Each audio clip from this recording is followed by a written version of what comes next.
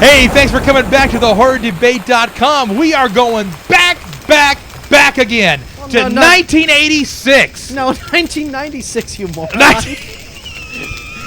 We didn't go back 3 times. Wait a minute. Back 1 time. Did I say 86? No, 96. I said 86, though. Yes, you did. All right. Well, I'm wanting to go way back. Okay. Well, I did say back 3 times. I know. I could get a film from 1986 if you want. Oh, no, spare me. Spare me. See, we leave all of our mess-ups in, and this is not edited. It's like the uncut version, so deal with it. I'm going to start over. Hey, welcome back to the horrordebate.com. I am Jeff Rowdy Jake here. Alongside me is Michael Mandy, and we're talking Scream, baby. From 1996. 1996. Directed by Wes Craven. Directed by Wes Craven. When Wes was actually, doing it. Well, the thing is, Wes has a hit-and-miss record. He'll come out and he'll hit a home run, and then he'll have a few, 3 or 4, what the hell's he thinking, and then so he comes back with another home run, and followed by a few more, what the hell. Oh, like Manny Ramirez. Oh, okay, I got it. First Wes came out with The Hills Have Eyes, which totally kicked ass, and then he had a couple of misfires, that Amish one with Sharon Stone, and it, oh God, yeah, exactly. But then he came back again, really good with Nightmare on Elm Street. Yep. And then he had a few more misfires. I mean, come on, he did The Hills Have Eyes Part 2 because he needed the money. He admitted that. And what was it, Swamp Thing? Mikey. Swamp Thing was cool. Get off of Swamp Thing. I like the big green guy. I liked him even better when he was carrying Heather Locklear around, but I'll go ahead and just let it go on that. I like Swamp Thing. And he even tried doing Vampire in Brooklyn with Eddie Murphy, and that just sucked all around. But then he came back strong with Scream. Yeah. Let me talk to you about Scream, Mike, because I don't want to talk about Shocker. Here, you know what? Get off Horace freaking Pinker, okay? I like Horace, all right? Listen to that debate. That's a good one. No, it's not a good one, but it's a fun one. Here we go. Scream, baby. 1996. Did I say that already? Yeah. All right. And the name on the top of it was Drew Barrymore. Well, this is what I was going to talk about. In what other film? I mean, I can't really think of one. Psycho. Well, yeah, you're right. But that was the homage to Psycho. You're right, because it was like one of the top billed players. Yeah. That got smoked early. Exactly. You weren't expecting it, so when it happened, you went, "Oh my God, this director's crazy." You know what? You can't say Scream. You can't say Scream without talking and saying Matthew Lillard, because this guy, for me, made this film. Yes. What a freaking nut job. And cool. I loved every freaking minute of it. The guy is fantastic. He did the same thing in, what was it? The 13 Ghosts remake. He was just as crazy in that thing as he is in Scream. And then your next favorite film he did was Scooby-Doo. Oh, no. He made that movie. I got to draw the line at Shaggy, dude. Okay, I got to draw the line. It was a good movie for the kids. I didn't like it so much. But anyway, this movie, I enjoyed the heck out of this. And Neve Campbell, back in the day, she was a little hottie. She was the big main star of this film because she was the big thing from Party of Five. Yeah. God, I remember that movie, that series was everywhere on everyone's mouth. Man. And then you had freaking Courtney Cox. Yeah, and she was a big deal on Friends back then. And you had her husband. What's his Arquette? Yeah, the former WCW World Heavyweight Champion David Arquette. What else did we debate that he was in that you mentioned? It was the Tripper.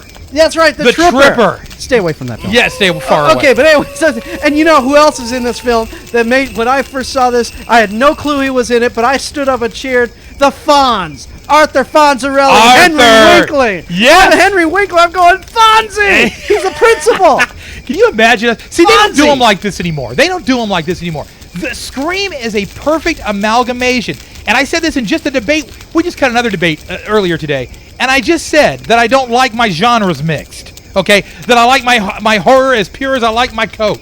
Okay? Which is not just, is to say no diet, no Coke zero. 99.44 100ths pure. That's right, baby. So anyway, but this movie is the perfect amalgamation of horror and comedy. I got a blast out of this, Mike. I was rolling. Okay, but you see, the thing that I liked about it, because I don't like horror and comedy. I mean, those Scream, scary movies. Oh, the scary movies, I don't like them either. Those are retarded. Yes. This was fun, but it was fun because I know people. Usually, I would be the person who would say these things. Like like in the second movie when he's talking to Matthew Lillard and he says, "What's your favorite scary movie?" He goes, "Showgirls." Right. Right. That is something I would have said. Funny stuff. That's what I'm saying. But the thing is, he's not intelligent adult humor. Yes, not adult humor like adult humor, but hey, it's humor. Hey, that you're the one about the chick in the fur coat. Oh, never mind. Go ahead. I'm sorry. Now you got to answer it. No, I'm not answering it. Not on the air, baby. But anyway. Anyways, the thing I'm trying to make is this movie. You are entertained as an audience viewer, but it's not funny like it's an Adam Sandler movie or Will Ferrell's not streaking down the road and seeing his butt, running. It's the overplaying of the character by Matthew Lillard that made it so fun for me. And also, the killer was kind of funny too. Okay, I mean, didn't think the killer was fun. The ghost face. I mean, come on. Yeah, that was cool. I mean, seriously. Well, it was cool, but it was fine. I got a kick out of it. This was made at a time in the late '90s when us horror fans were pining over the days of the icons. Where's the Freddy Krueger? Yeah. Where's the Michael Myers? We needed a new icon. And all this. How can you make someone scary now? And all of a sudden, this Scream face came. Yeah. Which wasn't scary. It looked goofy. But it made it scary. But it worked. It worked, exactly. And we're like, wow, all right. And now, when anyone sees that face, they know. Scream, oh yeah. Not me. When I see that face, I go, boogie, boogie, boogie, boogie. Just because it looks ridiculous. It looks like you should press a button and it should do that noise. I don't know. Maybe I'm jaded now. But I remember this movie being a little freaky back in the day because it took some chances, and those chances generally worked. Yeah. And you had, the kills were pretty brutal. Yeah, that's what I was about to say. The end of the movie was not a comedy horror film. No. It was very brutal. Yeah. It was like, wow. And it was a whodunit. Yep. Which was a throwback to the movies. You remember back in the old days, the movies, the killer was someone in the room, but you didn't know who it was. Yep. And you looked for the clues so you as the audience member could guess who the killer was. And this movie did not trick you, but it gave you a new spin, and you went, wow. Well, I loved, when they're watching the horror, because they, worked in a video store, right? Some of the characters worked in a video store, and they were giving the homages to the old horror films as to, what the cliches were. During the party, you can't have sex, because if you have sex, you're going to get killed. Right, and that's where I thought the humor came from. I love that. It was in a real sense humor because, the guy's telling you all the horror rules and don't ever say, I'll be right back. And so then the one guy says, hey, I'm going out to get a beer. You want one? Yeah, get me one. Yeah. I'll be right back. Yeah. And everyone goes, ooh. Hey, we watched another film just recently, did the same freaking thing, Leslie Vernon. Yeah. Right? I mean, he tried to go down that road with the rules of the horror movies, right? Yeah. That movie wasn't that good. No, it wasn't. But it was over in Scream's category. But still, I just thought of that. We just did another film that kind of did that, This movie had so many good actors in it. It was like a who's who, right? I mean, from Skeet, right? To even Skeet Ulrich, Lars's best brother. Even Liev Schreiber. I know, some people call him Liev. No, it's not Liev, it's Liev. I know that. You know that. I know that. It's okay. Liev It's like Liv and Liv, or what would you call it? Yeah, not Tyler. Leave. Yeah, Liv Tyler, Steven Tyler's daughter, who was in the Strangers movie. It's still Liv. She's Arwen, the elf. Oh, yes, that's right. Yeah. That's right. And The Strangers, by the way, awesome movie. Yeah, check it out. Check that movie out. Also, check this one out. So, this movie. I am high on this movie, Mike. I got so many good memories back in the day. This was in an era of horror was dying a really nasty death. Yes, it was. There was nothing we could really grab onto and go, that was cool, because you were in sequel-itis mode, where everybody was coming out with, Friday the 13th Part 18 and, stuff like that. Yeah, people were bored with it. Now we're talking, this original IP came out, and by IP I don't mean address, intellectual property came out, and it blew everybody away. You had solid acting. I mean, you couldn't have assembled this cast if you wanted to. This is good stuff. Courtney Cox, I mean, her husband. Actually, didn't they meet on the set? They met on the set. I was just going to say that. They met on this particular set. You got, like we said, Skeet Ulrich. You've got Nev. I almost said Leave. Or Liv. Nev Schreiber. Should I say Neve? Nev. Should I say Neve? Neve Tyler. I don't freaking know. No. Neve Campbell. And, Drew Barrymore. Drew freaking Firestarter Barrymore, man. I mean, come on. I love Firestarter. I do too. Not the song. No. I do like the movie. I saw Firestarter as a sneak preview in San Francisco. Can I ask you a serious question? No. Why? No. Okay, I'll make it not so We're having serious. fun. Why did Gene Simmons make a cover of Firestarter, the song? Remember on that album he came out with, the self-titled one called, like, A-Hole? Uh-huh. Why would a guy like Gene Simmons do a freaking Prodigy song that sounds like disco mixed with, like, rave or something? What was he doing? Because Gene knew that the title track of that album would never get played on radio. I guess. Cover songs were the big rage at the time. So he figured, hey, maybe I can trick some young stupid kids into thinking I'm fresh and original. Yeah, nothing to do with the, because like nothing else on the album was no, worth it, it's like totally out on its own. I just thought of that when you said Firestarter. It's like, God, what was Gene thinking? Nothing else on the album was any good. We love you, Gene. Please don't do that again. Okay, now on with the movie. Let Paul be the one that makes the solo albums. Hey, Paul makes good solo albums. Anyway, okay. Yes, Scream. Ah! Fonzie. Well, man, that pumped up a star for me right there when I saw Fonzie. In the I could go either way. It's always nice to see Winkler. It is always nice to see Winkler. You know what I mean? But we had so many good young talent, good talented people in this movie. Well, it's obvious because from this movie they went on to bigger things. Yes, and unfortunately, I think Neve didn't. What the hell happened? Well, she kind of got pigeonholed on this whole deal, which I didn't really, I didn't understand what happened there. She came from a party of 5, right? And then she plays in this film, and suddenly she is like the horror, She became like. It's like she got pigeonholed. She did a really bad movie about Studio 54. She did Wild Things, where her and Denise. You know what? I've burned a hole in that DVD, Mike. I can't watch it anymore. What you put in that I can't hole, watch man. it anymore. The pool scene and all that. I can't do it. I can't do it. It doesn't play anymore. It skips right over that because there's like a laser hole burned in the DVD where it was paused. So I can't do it. I'm sorry. Then they tried to make a Wild Things 2, and that didn't freaking work, right? No. Did you see Kevin Bacon in the buff in that movie though? Did you? I mean, now I know why his last name's freaking Bacon. He is freaking packing. Are you kidding me? I mean, oh my God.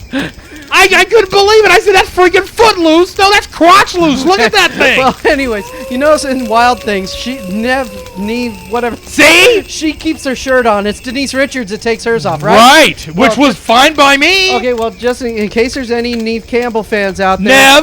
Whatever. She finally does in this movie called I Really Hate My Job. So if you're into... She probably said that right around Scream 3. Yeah, that's it. She probably figured, the roles aren't coming in. I don't know. So, all right, fine. Here we go. Maybe that'll get people to see this movie. Okay. So. Well, getting down to the chase of this movie, this is... I mean, I can't get Kevin Bacon out of my head now. I got to restart myself here. This film... Don't see Hollow Man. Hey, there was nothing hollow about that, man. I saw Wild Things, okay? Yeah, no, but I mean, Kevin Bacon, you see a lot of Kevin's Bacon in Hollow Man. That's right. So, oh, God, Mike. Stir of Echoes, Kevin Bacon, awesome movie. Stir of freaking Echoes. If you ever mention that to me, I will always say 5 stars. That's right. That is the best movie I think I've ever seen in this genre. I swear to you, you will love it. I can't even tell you. Give Rowdy your address and he'll come over and pummel you. He'll show you a body slam. I can't even tell you how much I love that movie. I mean, but you got to have the right setup. Don't be watching this on a 19-inch Zenith, okay, with the little mono speaker and expect to be wowed. You got to have the 5.1 happening. You got to have yourself a widescreen HD, okay? Because if not, you're not going to get it. You know what I mean? But anyway. So let me move on here. On my anniversary, we went and saw that movie, and I tell you, that night I didn't. Can I move on? You didn't get either. What movie? The Stir of Echo. Oh, hey, hon, let's go see a romantic movie tonight. That movie. Oh, it was so good though, man. I mean, okay, Scream. You talk about crisp writing. Anyway. Go check out that debate. That's Scream. Scream. Okay, I'm back. All right, here we go. Now, Neve. We were talking about her being pigeonholed seemingly in this character. Now, no, not what you're thinking. Mikey, stop it. I'm trying to stay on task. Okay, this is unfortunately what happens to a lot of these actresses that get into this genre, and even with some actors. Mike just pulled up a picture. I'm sitting here looking at it. Mike just pulled up a picture of Neve topless on all the screens here in the studio. Okay. Thank you, Mike. You're I appreciate welcome. that. Thought you would appreciate that. Now, if I can finish my thought, this happens sometimes to people who get into this genre, who are very successful, and they do sequels. And when they do sequels, the more sequels they do, because I think it happened to Jamie Lee Curtis too, right? Yeah. Back in the day. I mean, it just happened. Yeah, she became the screen queen just because she did. What was it? Prom night right Yes. after. Yes. Halloween, prom night, The Fog, right there. 3 in a row. Boom. This happens to actresses. It's not a bad thing, in my opinion. Overall, Wild Things didn't work, but it didn't work not because of Nev. It just didn't work. I mean, it's great for us males, but as a movie, it just doesn't work. You know what I'm saying? So, bottom line is, I'm glad they pretty much kept the cast together. They stuck with it throughout it, because that's very so important to me. You know what, Mike? Let me do a little side story here. The other day, I was watching The Mummy, Part 3. Okay? Is that the one with Jet Li in it? Oh, yes, it is. Now, wait a minute. I stayed away from that. Don't get me off track now. Don't show me another shot of Nev. I won't be able to remember what the heck I'm doing. But anyway, I was watching the freaking Mummy Part 3. And, they brought Brendan Fraser back, which I'm not the biggest Brendan Fraser fan. But he is the Mummy role. He is the guy, right? Yeah. You couldn't put anybody else in there. Yeah, I mean, it's not going to work, right? Yeah. So I'm sitting there watching, and all of a sudden I got this chick on the screen that looks oddly familiar, right? She's played in like tons of other movies, right? And I've seen her, and she's cute, and I can't remember what her name is, but it doesn't matter. She's playing his wife now. Oh, okay. And I'm tripping going, where is my Rachel Weisz? Yeah. She was just unbelievable in that part, right? And so I was a little bummed. That ruined it for me. Now that's always annoying. It takes the continuity completely out. Well, just the other night, me and my family, we decided to have a double bill to celebrate me getting The Dark Knight on the special edition DVD. So I got the Blu-ray, so up yours, Mikey. Well, I don't have a Blu-ray player, okay. All right. So get me one for Christmas. I will. So, as I was saying, we watched the first one, Batman Begins, and then Dark Knight right after, double feature time, and everybody just said, wait a second, that's not her, Right. And that screws you up. You know what? I love Katie Holmes. I love Katie Holmes. I've loved Katie Holmes since Dawson's freaking Creek, okay? But and it's not because I love Katie Holmes why I'm saying that. Nothing to take away from the girl who did it. Not at all. Maggie Gyllenhaal is her name, the one that took over. And I love Katie Holmes. Please grow your hair back. I just wanted to say that, and you could drop Tom too if you want to. I mean, only if you want to. Okay, but I tell you what. The honest truth is this: anytime you're in a movie situation where you're gonna have 2 or 3 or 4 movies, and they're playing like they're changing people out, and new people are coming in. I can't see it in the same light, and it blows it for me. Yeah. I love Katie Holmes. I wanted to see her in the Dark Knight because it was in my opinion a bigger role, a bigger movie, a bigger everything. I wanted to see her do it. Instead of that, she's out there in freaking Broadway doing some play, where she could be doing these movies, and I don't know. I guess having a kid changes you like that, but. Hey, what can I tell you? Yeah, well, that's one nice thing. I don't, I've got kids, folks. The Harry Potter films, they keep the cast the same all the way through. Exactly. You have to. If I was making a movie, I would just stop if the people that were in my previous 2 couldn't for some reason come back. I'd just stop. Like the Bond. So you're wait a minute, like the James Bond movies, Mike. That ticks me off too, because I thought that Who's He What's This was fantastic. Sean Connery. No, after him. Pierce Brosnan. Him. Yeah. Okay. Yeah. What are he playing on TV? Remington Steele. I thought he was perfect. Yeah. He had the look. He had the talk. He had the walk. He had everything together. Right? What's really funny? Now I got this guy. I don't even know who he is. Daniel Craig. Yeah. I mean, good James for him. Blonde. Who is he? Yeah, James Blonde. Yeah, and I saw him in something else the other day. Like, Tomb Raider. No, The Invasion. Remember? Yeah, The Invasion. We debated The Invasion. I'm going, get James Bond out of here. I can't look at him the same way now because he's James Bond. Yeah, but I mean, to tell you about Pierce Brosnan. Now, Pierce Brosnan is not my favorite James Bond, but the thing is that it shows the strength of how he identifies with that role. The 3 movies he made as James Bond were the 3 suckiest, well, with the exception of Moonraker, all the movies except Moonraker. They were horrible. Die Another Day was the worst Wait a Bond minute. He film. didn't do Moonraker, did he? No, I'm saying Moonraker sucked. That's the ultimate. Oh, that's worst. Roger Moore. Right? Yeah, that's the ultimate worst Bond movie of all time. Yeah. Okay. But then, what's the next one? Die Another Day was horrible. Yeah, And then the other one he did after, Tomorrow Never Dies. God, that movie sucked. But I you hated talk it. about somebody who's identifiable with that character. Right. He looks like the part. Right. And when they said he was not going to do the next one, people got mad. Yeah. You know? If you know. And you turned Bond blonde. Yeah, and you made him a wuss. Why did we do that? Why?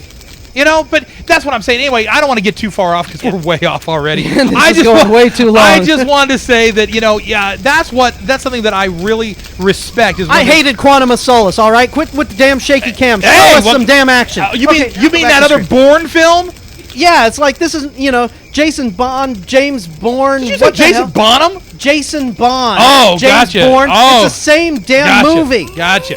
Stop. James Bond used to set trends, not follow them. That's right. Okay, That's back right. to screen. Thank you. Scream rocks. Yes, I it does. love it. This is a movie that I could watch over and over and over again. I'd probably laugh at the same spots with the same intensity the next time because Matthew Lillard was a comic genius. Now, I haven't seen anything that he's done lately that's even rivaled that, that's even come close. Scooby-Doo. But, no, not Scooby-Doo. I already told you my feelings on that.